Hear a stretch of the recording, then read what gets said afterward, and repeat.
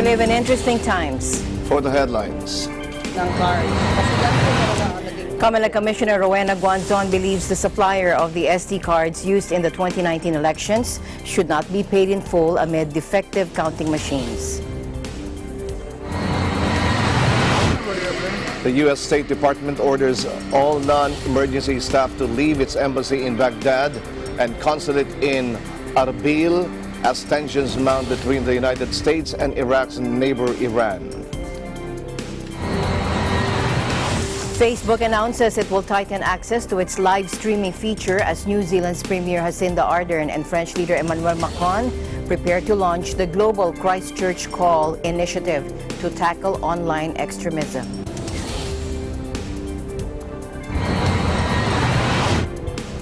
In New Zealand, UN Secretary General Antonio Guterres conveyed a strong message to the governments around the world, urging everyone to step up their efforts to reverse the current trend of climate change.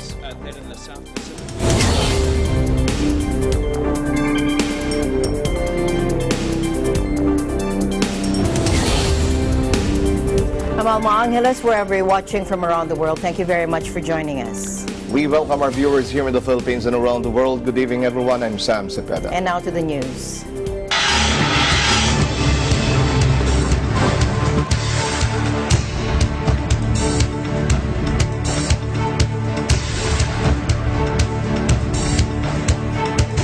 COMELEC Commissioner Rowena Guanzon believes the supplier of the SD cards used in the 2019 elections should not be paid in full. Guanzon made the remark in an ambush interview. Let's listen in. Na itong supplier ng SD cards hindi namin babayaran ng buo. At ipagpasusuri ko yan yung proseso sa pag-bidding tsaka pag-deliver nila ng cards. Kasi yan po talaga ang naging culprit. The total contract price for the VRVMs is 987.1 million, 153.8 million for the marking pens, and 22.6 million for the SD cards. As for the NPO, Guanzon said it subcontracted the printing of the voter information sheet, amounting to some 244 million pesos in violation of the Commission on Audit rules. Holy Family Printing ang nag-deliver sa kanila at mali-mali. May isang gobernador nagsabi, number niya sa balota, number 2. Doon sa voter information sheet, na hawak ng election officer, number 6 siya. So dahil mali-mali, it could have confused the voters, it could have resulted in failure of elections. The COMELEC has ruled the May 13 elections a success despite the glitches. Sabi lang naman namin, you can verify it. Willing naman kami na may third party na audit dyan ng logs pagkatapos. At makikita mo naman na yung central server gumagana habang yung transparency server ay nag-stuck up or nag-hang, di ba? Kasi ang explanation nga nasabi na sa inyo ni Co Marlon, pero ang problema natin ngayon yung credibility of the elections. So, verifiable naman po yan kung may daya yan o wala. Kasi yung central server naman po ay gumana at the time.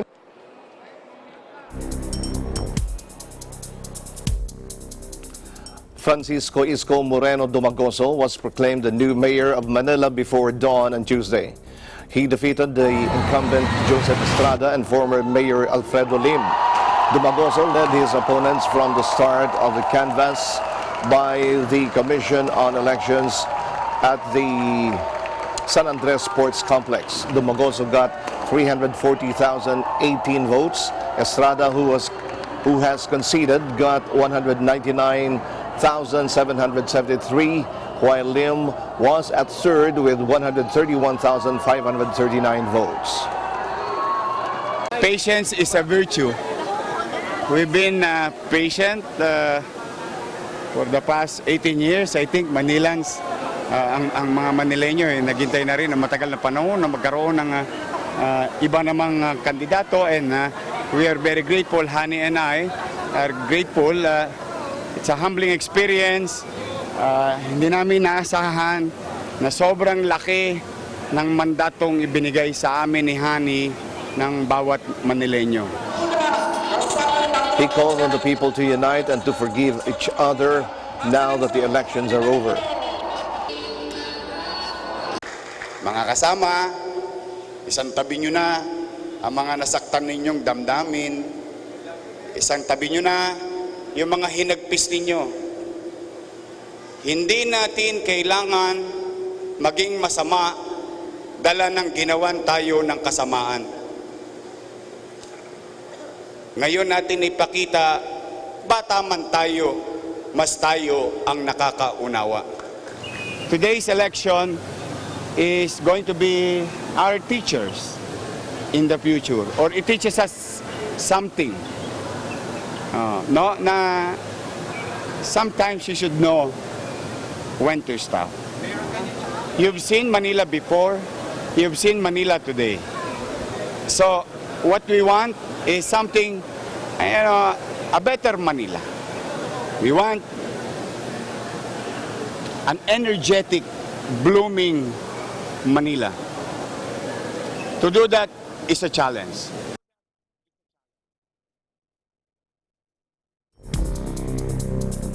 All right, let's head on over to the PICC where Erlo Bringas will bring us the latest on the senatorial race proclamations. Erlo?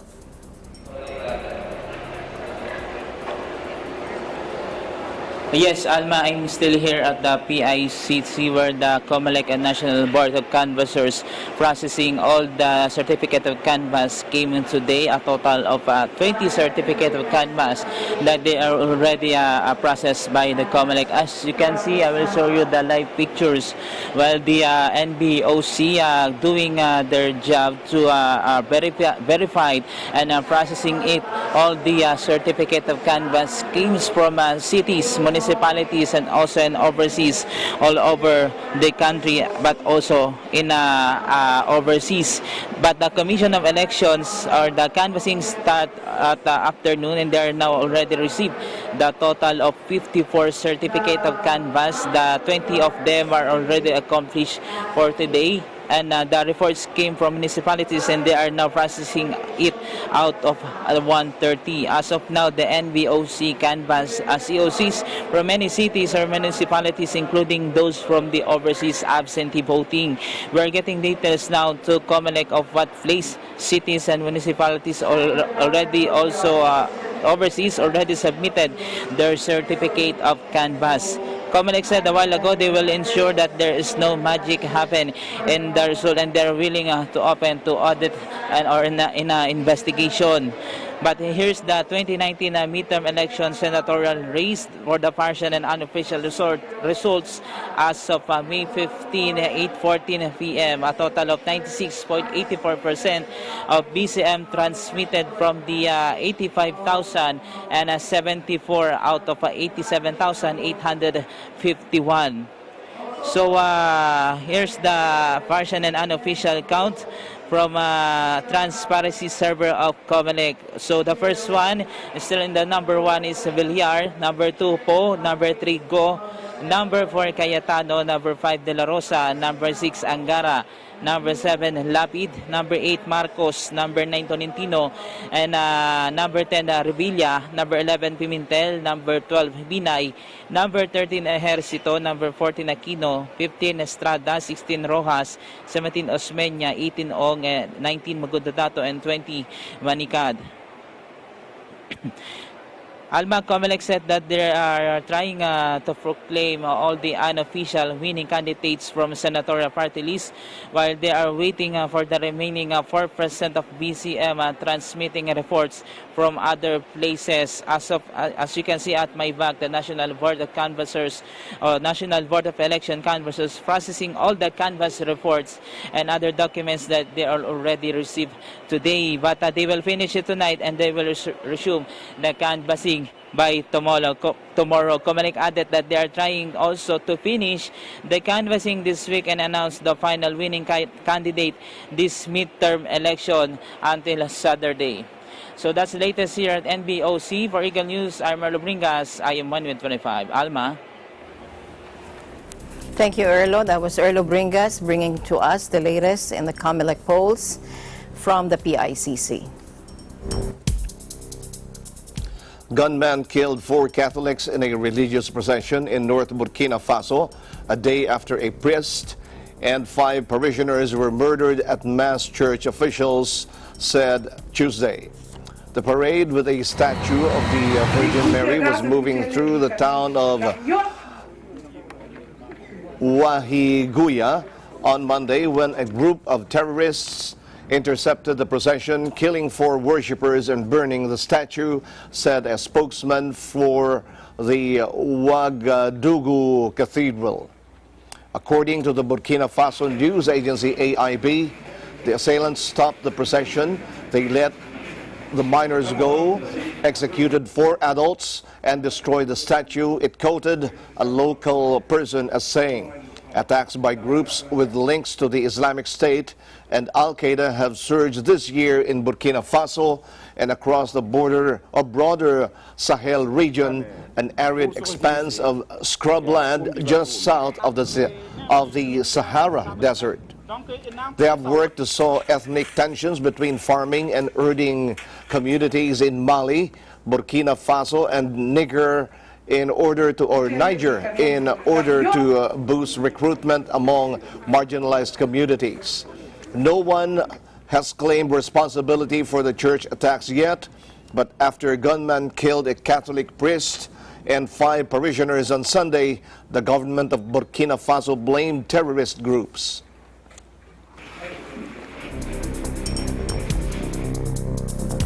In other news, U.S. President Donald Trump has dismissed a New York Times report that his administration is planning to send up to 120,000 troops to the Middle East if there is a further escalation of tensions with Iran.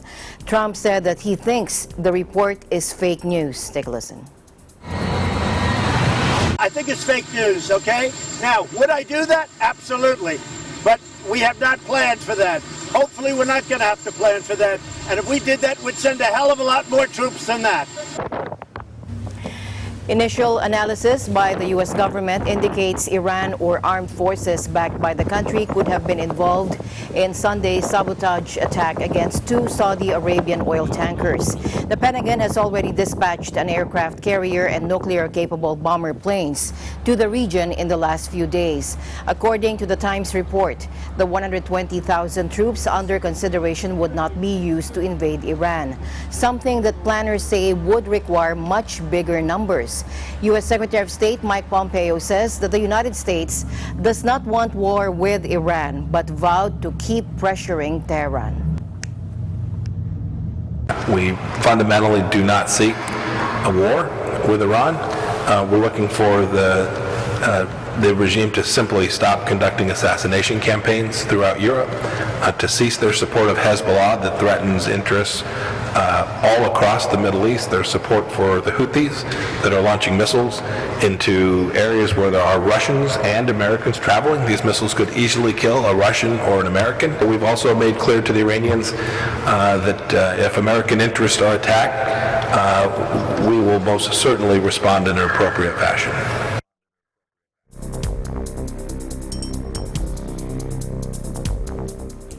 The U.S. on Wednesday ordered all non-emergency staff to leave its embassy in Baghdad and consulate in Erbil as tensions mount between the United States and Iraq's neighbor Iran. Washington has ramped up pressure on Tehran in recent days, accusing Iran of planning imminent attacks in the region and bolstering the American military presence in the Gulf. On Sunday, the embassy advised Americans to avoid travel to Iraq, citing heightened tensions. The U.S. administration reimposed sanctions on Iranian oil exports in November after President Donald Trump unilaterally pulled out of the 2015 nuclear deal between Tehran, Washington, and major world powers. On Wednesday, Iran said it would officially stop fulfilling some commitments under the 2015 deal following an order from its National Security Council, ISNA news agency reported.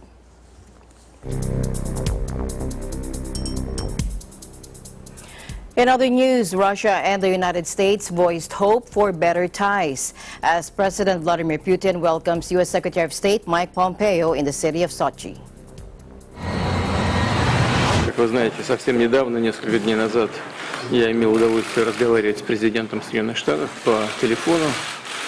У меня создалось впечатление, что президент настроен на восстановление российско-американских связей, контактов. Со своей стороны неоднократно говорили о том, что мы также хотели бы восстановить отношения в полноформатном объеме. Надеюсь, что сейчас для этого создаются необходимые условия. We'll protect our nation's interests, but there are places that our two countries can find where we can be cooperative, we can be productive, we can be cumulative, we can work together to make each of our two peoples more successful, and frankly the world more successful too. And so President Trump wants to do everything we can, and he asked me to travel here to communicate that. Some of our cooperation has been excellent on North Korea, on Afghanistan. We've done good work, counterterrorism work together. These are things we can build upon. We can be productive, we can be cumulative, we can work together. There are places that our two countries can find where we can be cooperative, we can be productive, we can be cumulative, we can work together to make each of our two peoples more successful, and frankly the world more successful too. And so President Trump wants to do everything we can. Ties between the two countries have been especially tense since allegations of election meddling by Russia in 2016 first emerged. Надеюсь, что отдать ему должное. В целом он провел объективное разбирательство и подтвердил отсутствие всяческих следов и всяческого сговора между Россией и действующей администрацией, что мы изначально характеризовали как полную чушь. Никакого вмешательства с нашей стороны в выборах совершенно не было.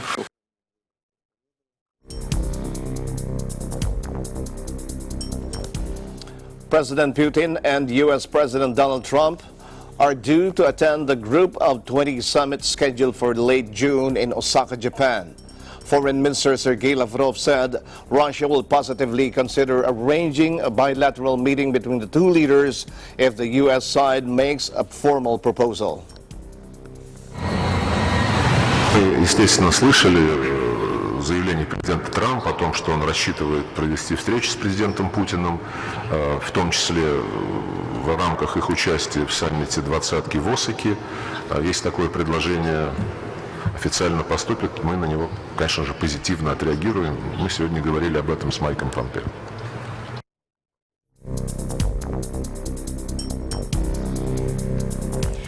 In other news, the Alabama Senate passed the most restrictive abortion bill in the United States, which places a near total ban on the termination of pregnancy, even in cases of rape and incest, and could punish doctors who perform the procedure with life in prison.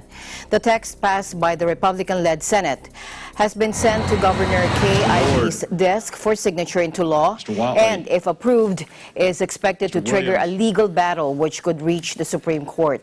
Under the bill, performing an abortion is a crime that could land doctors who perform it in prison for 10 to 99 years.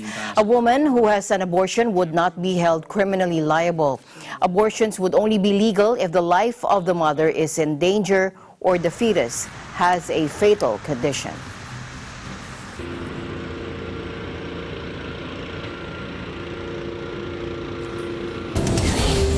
And the news continues here on Eagle News International. We'll be right back. Stay tuned.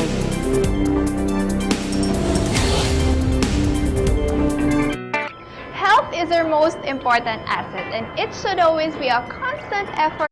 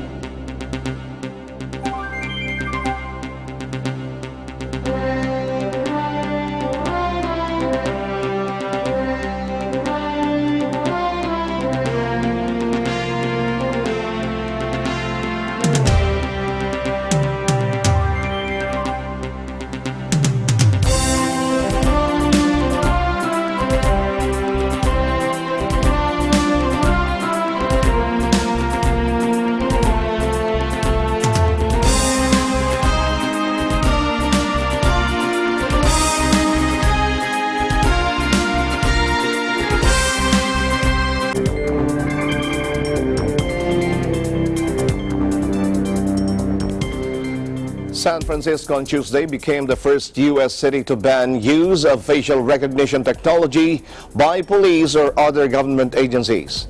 Backers of the legislation argue that using software and cameras to positively identify people is, as City Councilor Aaron Peskin put it, not ready for prime time. All but one of the 9 members of San Francisco's Board of Supervisors endorsed the legislation, which will be voted on again next week in a procedural step not expected to change the outcome. The propensity for facial recognition technology to endanger civil rights and civil liberties substantially outweighs its purported benefits, and the technology will exacerbate racial injustice and threaten our ability to live free of continuous government monitoring. Read the legislation passed Tuesday. The ban was part of broader legislation setting use and auditing policy for surveillance system, creating high hurdles and requiring board approval for any city agencies. The ban did not include airports or other federally regulated facilities. A similar ban is being considered across the bay in the city of Oakland. Worries about the technology include the dangers of innocent people being misidentified as wrongdoers and that systems can infringe on privacy in everyday life. Others, however, argue that facial recognition system can help police fight crime and keep streets safer. The technology has been credited with helping police capture dangerous criminals, but also criticized for mistaken identifications.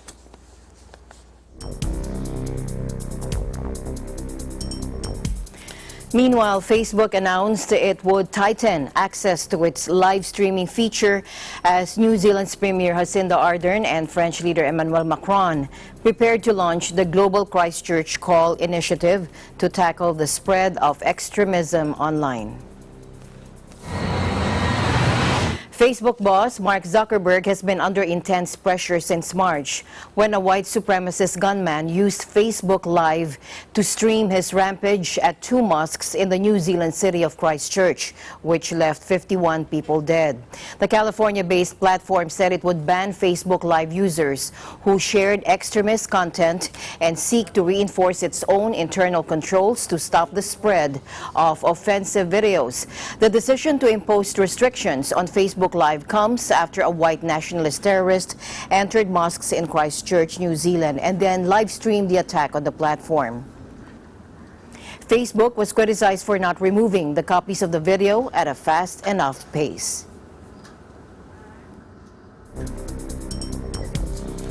Sudanese army rulers and protest leaders Wednesday agreed on a 3-year transition period for transferring power to a full civilian administration, even as negotiations over the new sovereign ruling body remain unfinished. The protest movement is demanding a civilian-led transition following 30 years of iron-fisted rule by now deposed President Omar al-Bashir, but the generals who toppled him have been holding on to a leadership role. The two sides announced early Wednesday, after nearly 12 hours of negotiations, that they had reached an agreement on the transition period. Speaking to reporters in the early hours, Lieutenant General Yasser al-Atta said a final agreement on the sharing of power, including the formation of the next ruling body, the Sovereign Council, would be signed with the protest movement, the Alliance for Freedom and Change, within 24 hours. The first 6 months of the transitional period would be allocated to signing peace accords with rebels in the country's war zones.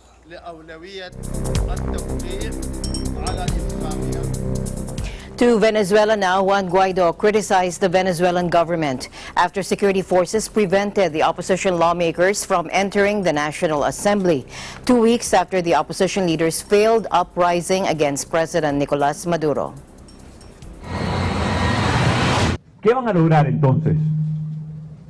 Allanando 4 nuevas inmunidades. ¿Qué van a lograr ocupando militarmente el Palacio Federal, ¿qué tratan de demostrar al mundo o a su gente? Porque ya sabemos que la Venezuela no es. Nos vamos a sesionar, vamos a insistir y vamos a insistir a buscar el Parlamento y vamos a insistir a llegar al Palacio Federal y vamos a ir a sesionar. Y si tenemos que sesionar en Zulia, como lo hicimos el año pasado, si tenemos que sesionar en Anzoátegui, como lo hicimos hace un año, y si tenemos que sesionar en la calle, lo haremos, eso es distinto. Pero el Palacio Federal le corresponde al Parlamento. Gracias a toda la prensa, medios de comunicación. Now, the move came as Amnesty International also said it believes the Venezuelan authorities have committed crimes against humanity in their crackdown on anti-government protests and urged the International Criminal Court to investigate. Guaido tried to incite an uprising against Maduro on April 30. But only around 30 members of the armed forces joined him, and the revolt quickly petered out. It did, however, spark 2 days of deadly clashes between protesters and security forces. Gracias a toda la prensa, medios de comunicación. We'll be back with more news right after this break.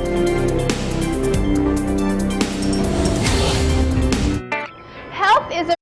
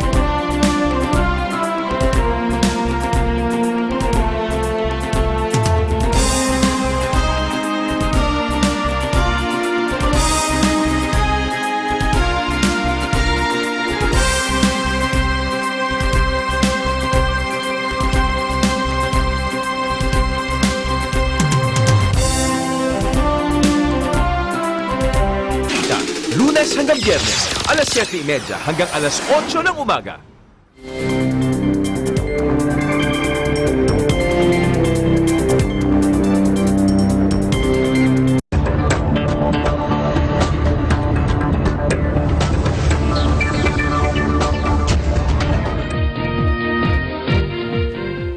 Personal remittances from overseas Filipinos increased by 0.4 or 6.4% year-on-year to $2.8 billion in March 2019 from $2.6 billion in March 2018. These brought the total remittances for the first quarter of 2019 to $8.1 billion, higher by 3.7% compared to the $7.8 billion posted in the same period last year. BSP Governor Benjamin Diokno announced in a statement on Wednesday the continued growth in personal remittances during the first 3 months of 2019 was driven by steady remittance inflows from land-based of workers with work contracts of 1 year or more.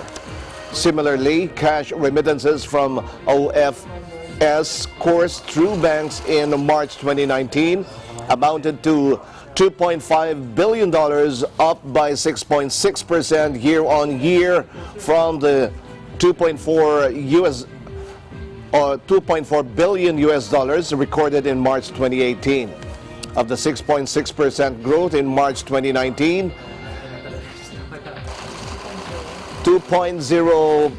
1.7 and 1.2 percentage points were contributed by the United States, Singapore, and the United Kingdom, respectively.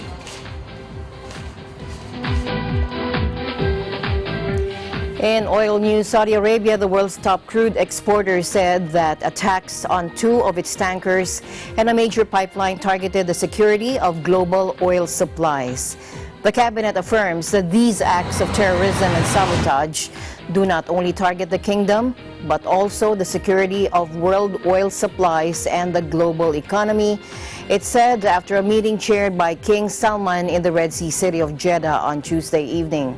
Drone attacks claimed by Iran-aligned Yemeni rebels shut down one of the kingdom's main oil pipelines on Tuesday, further ratcheting up Gulf tensions after the mysterious sabotage of 4 ships, 2 of them Saudi tankers on Sunday. Now, Tuesday's drone strikes hit 2 pumping stations on the kingdom's east-west pipeline, which can carry 5 million barrels of crude per day and provides a strategic alternative route for Saudi exports if the shipping lane from the Gulf through the Strait of Hormuz is closed. Yemen's Houthi rebels claimed responsibility for the strikes and said they were a response to crimes committed by Saudi Arabia and its allies during more than 4 years of war in support of the government.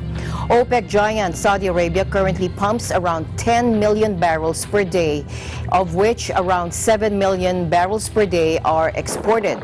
Now, Iran has repeatedly threatened to close the Strait of Hormuz in case of a military confrontation with the U.S.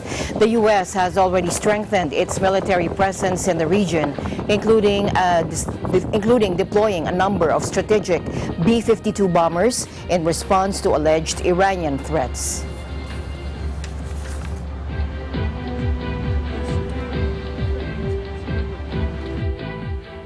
Stock markets on both sides of the Atlantic rallied Tuesday, pairing heavy losses sparked by a raging U.S.-China trade war over the past week.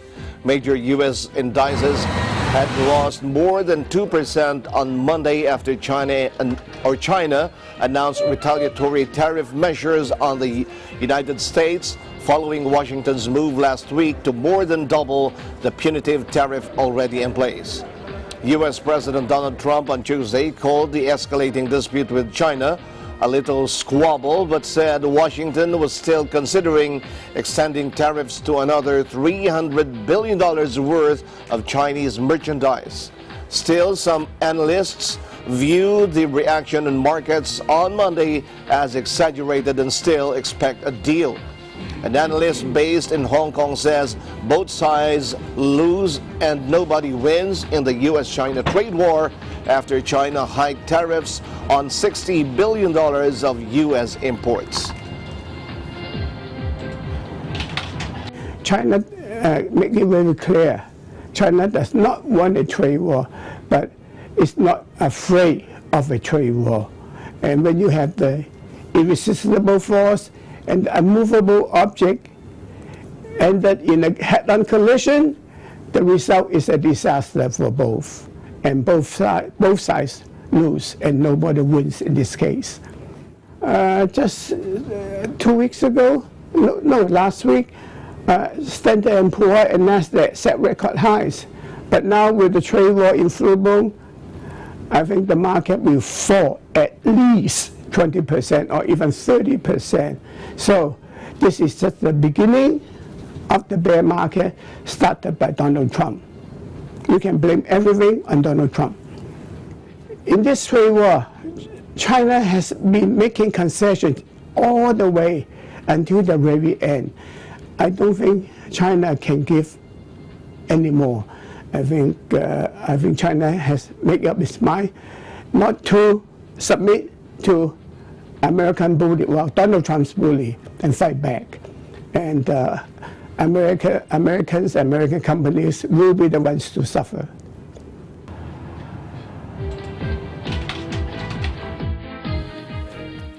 Meanwhile, the Vietnam National Administration of Tourism focuses on strengthening tourism partnership between the Philippines and Vietnam. Here's a report from Gerald Ranyes. Vietnam National Administration of Tourism sets its eyes on strategies to intensify the growth and development of tourism between Philippines and Vietnam. Just like the Philippines, Vietnam is rich in history and culture. The country also prides itself on many beautiful places which quickly became tourist attractions and destinations.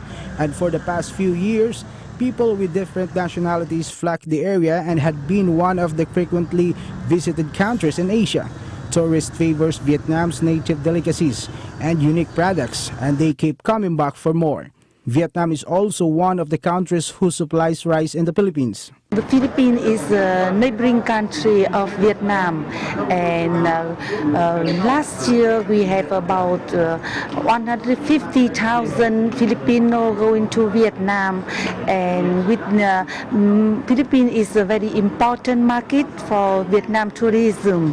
And today we do a roadshow in Manila, the city, capital city of Philippines, to provide more information about Vietnam tourism, and we would like to welcome all of you to Vietnam, a beautiful city, beautiful country, and with the unique culture, traditional, and we have a very nice cuisine, and we would like to provide you the best product for Vietnam. For more than 4 decades of partnership between Vietnam and Philippines, the Vietnam ambassador to the Philippines assures a firm and steady relationship for the two nations, more so with the aspects of tourism, in which a yearly increase of number of Filipinos visiting Vietnam is apparent. I'm confident to say that it's getting stronger and stronger. Now, this year it's turning to the 43rd anniversary of the diplomatic relations between Vietnam and the Philippines. The tie set up in July 1976. It's very early. Right after 1 year of that, we have our unification. And so far the relations is developed very well. We had the strategic partnership set up in 2015. And we had a very good, trade relations between Vietnam and Philippines. Currently, the Philippines is one of the important markets that gives Vietnam tourism a boost. In return, the country also promotes the Philippines as a tourist destination and encourages Vietnamese to visit the place. The travel, like today, we do the tourisms of, Philippines and Vietnam, not only from asking Filipinos to visit Vietnam, but we also asking Vietnamese to visit the Philippines. So you see, politically, economically, and culture, people-to-people connects that's increasing between the two countries. Relations very strong and very good. Vietnam also features new and exciting tourist attractions and destinations. Please come to Vietnam. Now we have many things to offer to you. We just mentioned about some news about Ban Na Hill, Golden Bridge, Sapa, Sandy Dune, and also in Hạ Long Bay.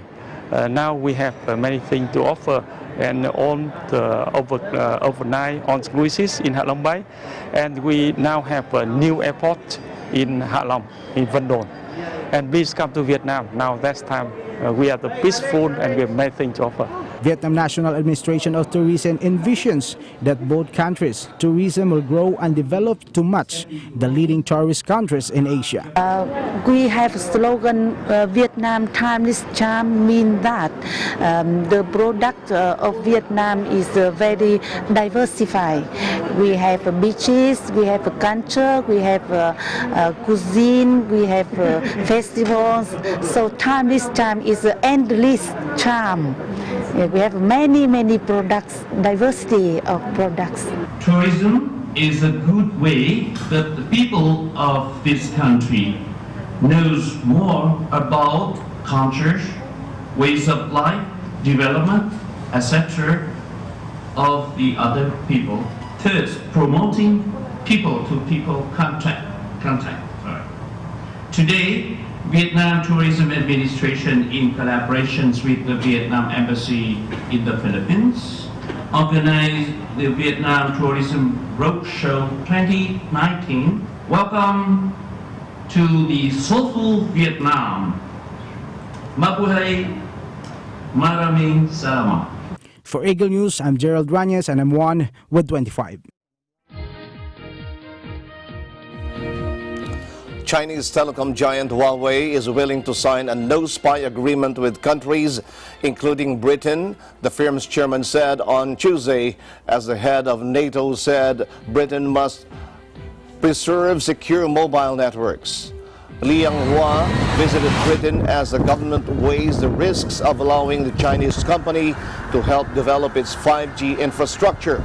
We are willing to sign no-spy agreements with governments, including the UK government, to commit ourselves, to commit our equipment to meeting the no-spy, no-backdoor standards, Liang told reporters. The British government is in the middle of a furious debate over whether to let Huawei roll out its next-generation mobile service. But the United States has warned its close ally that it might have to limit security and intelligence sharing with Britain if it allowed China to play a significant role. David Wang, Executive Director Chairman of the Investment Review Board, said the Chinese telecom giant holds a database and storage product launched in Beijing, where it reiterates that the company strictly respects ownership of data. 首先，我们严格尊重数据的所有权。然后，华为公司也在不同的场合来表示，就是我们只做数据的处理、传送，就是我们不去拥有我们的这个用户的数据。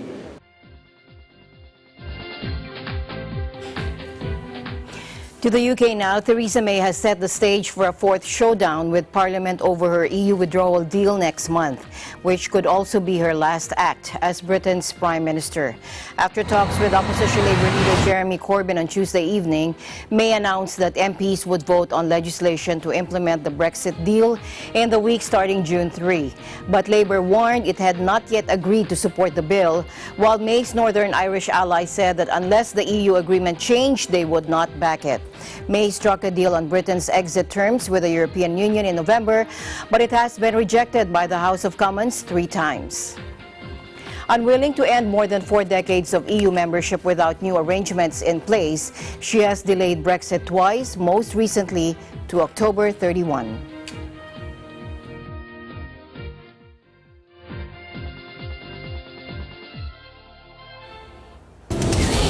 We'll go on a short break. Eagle News International will be right back. Stay tuned.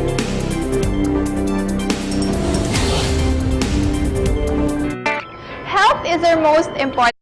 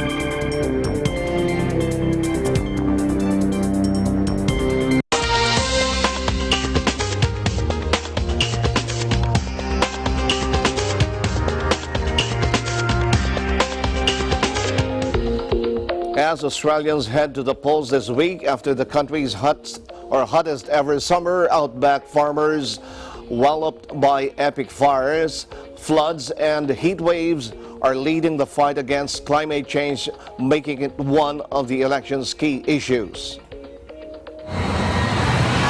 Because we have the power to move beyond coal, we have the money, we have the people's support, but it's not happening, and climate change is upon us. People's lives and cultures are being destroyed, species of animals are dying. Renewable energy in Australia is abundant. We've got plenty of, there's wind everywhere, there's solar everywhere, and now we've got a new technology about the battery. The fact that agriculture, while it has been and still is largely accused of causing land degradation and ultimately and contributing significantly to climate change, agriculture and the management, particularly of our soils, is the solution also. So, you know, I think there has to be more awareness of what's really going on out there, except, you know, instead of, you know, thinking about money all the time, or, you know, how we can dam this and, you know, get that water or dig a hole in the ground. I grew up in Mackay. I've lived in the area a bit further west, and I've never heard of or seen fires of that intensity, that many fires that ran for the time frame that they did, and were so uncontrollable. With one of the world's worst pollution records per capita, and a Prime Minister who paraded a lump of coal through Parliament, no one would mistake Australia for a progressive eco-haven. But after a prolonged drought, raging bushfires and once-in-a-century floods, many Australians fear the country is ill-equipped to tackle climate change. The northeast battleground state of Queensland bore the brunt of the summer's extreme climate conditions and is ground zero for changing outback attitudes. Insurers AIG estimated that between 2007 and 2016, natural disasters cost the state roughly 11 billion Australian dollars a year, with the bill only increasing since then.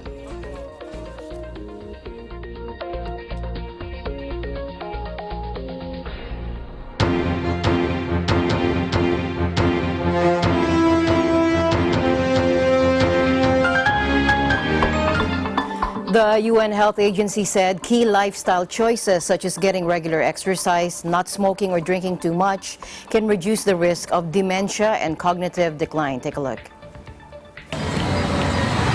In recommendations designed to counter an expected tripling in the number of people with the illness by 2050, the World Health Organization guidelines are aimed at medical professionals, governments, and carers. Today, around 50 million people globally suffer from dementia, and there are nearly 10 million new cases every year. According to WHO's Dr. Nirja Chowdhury, other lifestyle choices that people can take to reduce the risk of dementia include controlling their weight, eating healthily, and maintaining healthy blood pressure, cholesterol, and blood sugar levels.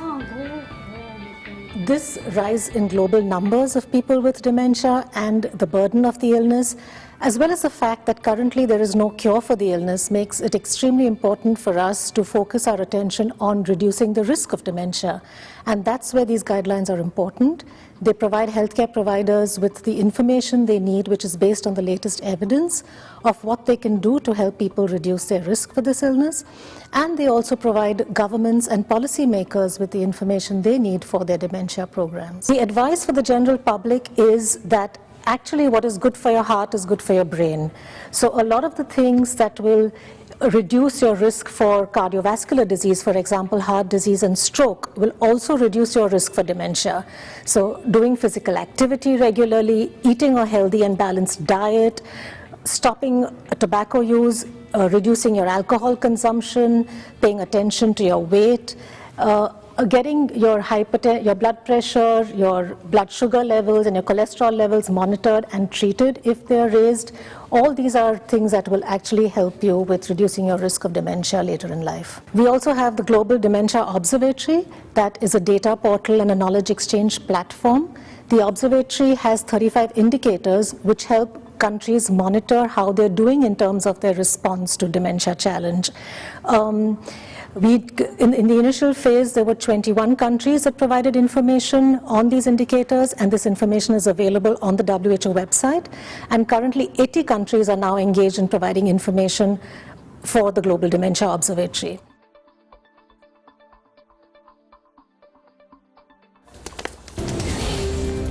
Don't forget to like us on Facebook, follow us on Twitter and Tumblr. Also check out our boards and Pinterest and pictures on Instagram. I'm Sam Cepeda. Thanks for joining us. And that's it for tonight's broadcast. I'm Alma Angeles, and we're one with 25.